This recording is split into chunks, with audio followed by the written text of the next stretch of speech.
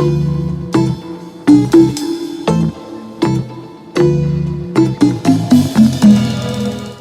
to Confessions of an SEO. This is Carolyn Holtzman. These are my experiences in SEO, as an SEO, and as an SEO tester. So expect to hear a lot about my testing and SEO research data. And here there are no regurgitations of Google announcements just because. I watch their feet, and the views I share reflect that. So if you're an independent or agency SEO, welcome. And if you're a business owner or a stakeholder who doesn't really understand SEO, I can understand that. Before I was an SEO, I was also a local business owner for decades, and I understand the frustration of being, quote, in charge, but not really when it comes to SEO because it feels like smoke and mirrors. So let's get started. Welcome to Season 2, Episode 38. You know, I find the discipline of coming up with an episode every week means that when things in the SEO work are messing with me, Confessions keeps my reaction to these waves of upset from festering and corrupting my normally optimistic outlook. So if I haven't said it enough or lately, thank you. Thank you for listening, for sponsoring, for encouraging me to keep this going. So this week, the news is we have not one, but two updates running simultaneously. What? Oh, God. You know, all the comments on Twitter and Facebook and in some of the private groups that I jump in and out of, it's really cute because most of them are very funny. And pretty much, I think it falls down to the fact that everybody is a little punch drunk. You know, update after a thread of update, for Christ's sake. So last week's episode was basically, you know, when Google does a Google, and SEOs know that that's a thing. So it seems that Google has done another Google. They're running two updates at one time and kind of presenting it like it's a time management technique for them. They kind of said in response, well, we have so many things to do before the end of the year. They just doubled it up. Great, thank you. Which kind of brings me to the topic of today. Q4. The selling season for online and brick and mortars. Black Friday, Texas tea. No, wait, that's oil. But you still know what I mean. I've made a bit of a stink over the last year and a half about really how much revenue Google earns.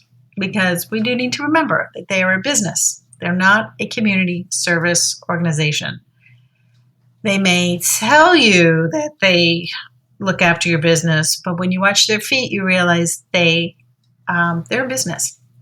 In 2021, they earned almost $257 billion. But let's break that down because I want to know what makes Q4 so special. So I looked at as far back as 2018, and in each one, Q3 compared to Q4, the increase in Q4 was like sit up straight and take attention. So last year, between Q3 and Q4, the increase was over $10 million. The year before, in 2020, between Q3 and Q4, the increase was also over $10 million. In 2019, the same time period, the increase was a little over $5 million, and the same thing in 2018. So it seems like Q4 is really lucrative. And so then I thought, well, what was the stock doing? Because Google's parent company is called Alphabet. And nothing I'm sharing in here, I'm not saying anything about buying stock. Please don't do anything based on this information. I'm just sort of like building overlays on this Q4. So looking at the stock in 2022, which is this year in February, after the Q4 figures came in, they exceeded everybody's expectations. So a share of Google jumped to $143 and change. And then they announced that in July, they would do a 20-for-1 stock split. That's not too shabby. In 2021, though, around the same time, a share was priced at $104 and change. In 2022, in February, a share was about $74, and in 2019, the same time frame, the when the Q4 things come in, a share was around $55. So in fact, if you look at it over the past 5 years, Google stock has climbed, according to market surveys, 110%. But when you look at it lately, what a loser. If you look at 1 year or year to date or 6 months or 1 month or 5 days or 1 day, it's all going down. Now, I looked at all that, and I share all that, not to be a Debbie Downer, but to illustrate there might be some pressure to perform that I would expect that probably is high in terms of all those closed-door meetings. And then this brings us to late September 2022. We have 2 updates running. The September core update and a refresh, I guess, of their product review update. They've done that 5 times over the last 2 years. Looks like they had 2 in 2021, and they've run 3 so far this year. So, whenever they talk product review update, I read that as affiliate. That's businesses that promote and sell other companies' products for a percentage of the sale. Now, even Amazon has an affiliate program, and in years past, not lately, but in years past, some people have made a very good living off of content that writes about products on Amazon, and people click over and they make a small percentage of that sale. So, because it's that time of year, I'm going to put on my tinfoil hat. So, could some of what we're seeing simply be a reflection of what may be a velvet glove, to sound high and mighty, but in reality, to insert some chaos into the machine, to create a lot of uncertainty for businesses that like things to be predictable, but to create so much uncertainty in an attempt to cause businesses to create a paid ad sales channel that they can count on. They might look at paid ads in Q4 because their organic rankings are so shaky. But don't you find the timing very interesting? Now, I have a theory on how it's possible to run 2 updates at a time and not get mixed up between the 2. And why this is important is that very often updates get rolled out and there's a period of time where adjustments are made after it's launched. If you kind of don't know how your data set is going to respond to these kind of updates. So I totally get it, that there's a period of correction. But when they have to go back and tweak, how would they know which update caused what they saw? Was it the core update or was it the product review update? Which one went too far? So if that were the case, and they're 2 separate things, how would they separate the activities? So being able to look at the results and say, oh, this was dialed up too high, we need to back it down. Now, if this were a murder investigation, we'd be evaluating means, motive, and opportunity. So we know Google has the means, we know they have the motive, so we're really looking at opportunity. And I'm going to need to backtrack a little bit to remind us all that then this all comes out of the indexation research and listening to the Google engineers. There are 3 parts to the indexation system.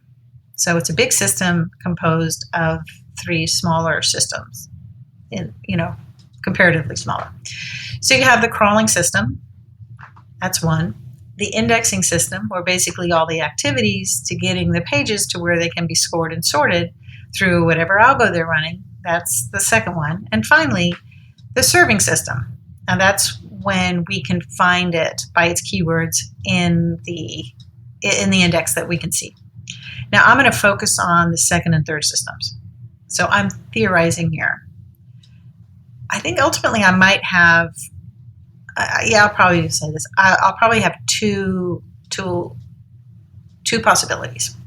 So the indexing system may be where the core update is likely running everything to sort it. And that would be the September core update is kind of like living in there. And the serving system may be where the reviews update is running, but not really working like an update, but more like a filter in the serving part. So picture that anything that goes through that serving part that gets put off to the side has a can of spray paint. It's got a little dot on it. Now, when you look at these two separate systems, we know that 100% of everything is going to get run through the core update. And, different weights are going to be applied to different various zones and data streams. Okay, so when we all go through that serving system, let's look at the content. The product reviews update is more like a fancy syndication filter. Now, I've said so many times, my biggest SEO pet peeve is when professional SEOs use the term duplicate content when they're really meaning syndication. Now, don't get me wrong, duplicate content is bad. Now, that's replicated content on the same domain. That's why setting pages to force them to redirect the non-secure version of our content is very important, because you don't want the HTTP version and the HTTPS version to both be served. Now, by syndication, this is how Google handles a very simple thing that we all use, press releases. Now, the exact same 100% word for word placement of content on a bunch of different sites. That's press releases. So Google sees them all, but as we know, they don't serve them all. They already have a syndication filter. Google has a syndication filter.